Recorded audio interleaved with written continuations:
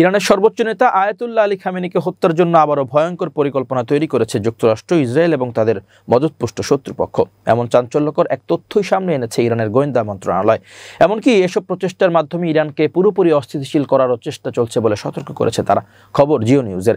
শনিবার 22 নভেম্বর ইরানের বার্তা সংস্থা ISN জানায়, গোয়েন্দা মন্ত্রী ইসমাইল খতিব বলেছেন, শত্রুদের এবারের লক্ষ্য ইরানের পুরো শাসন ব্যবস্থাকে দুর্বল করা। কখনো হত্যা চেষ্টার মাধ্যমে, কখনো সরাসরি হামলার মাধ্যমে সর্বোচ্চ নেতাকে টার্গেট করতে চায় তারা।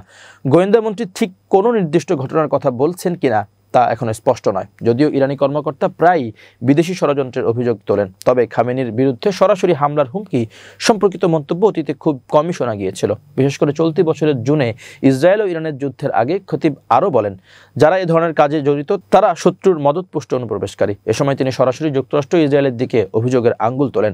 চলতি বছরের জুনে 12 দিনের সংঘাত চলাকালে ইরানের জ্যেষ্ঠ সামরিক কর্মকর্তা, পরমাণু বিজ্ঞানী বিভিন্ন স্থাপনা ও আবাসিক এলাকাকে লক্ষ্য করে হামলা চালায় ইসরায়েল।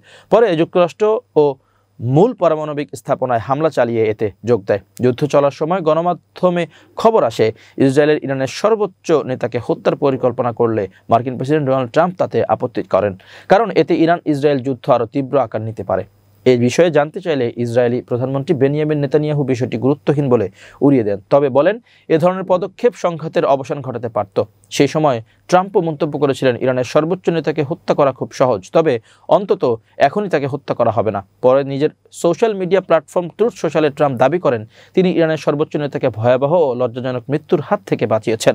86 বছর বয়সী খামেনি 1989 সাল থেকে ইরানের সর্বোচ্চ নেতা হিসেবে দায়িত্ব পালন করছেন এবং রাষ্ট্রীয় সব সিদ্ধান্তে তার চূড়ান্ত মতামতই প্রাধান্য পায়।